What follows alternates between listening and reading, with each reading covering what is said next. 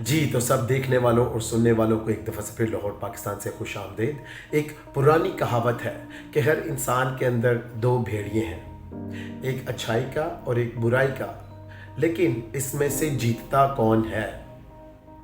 तो बड़ी आसान सी बात है कि जिस भेड़िए को हम पालेंगे, उसको सोचेंगे, उसको वक्त देंगे, उसको हम ज़्यादा से ज़्यादा खुराक देते रहेंगे, वो भेड़िया जीत जाएगा।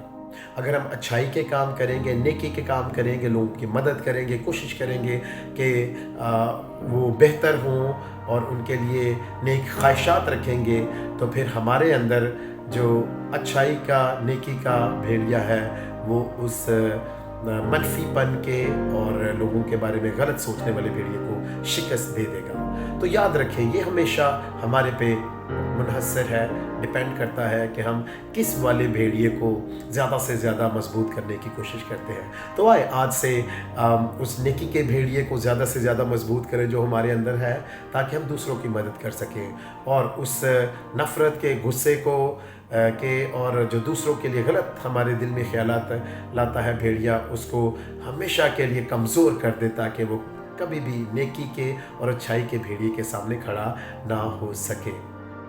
उम्मीद है कि आपको मेरी इस कहावत की समझ आ जाएगी, और जब आएगी तो फिर मुझे उम्मीद है कि आप पूरी कोशिश करेंगे कि वो नेकी के भेड़िए को मजबूत करें अपने अंदर। जब भी ये क्लिप देखें, मेरे चैनल को सब्सक्राइब करें। खुश रहें, शाद रहें और आबाद रहें।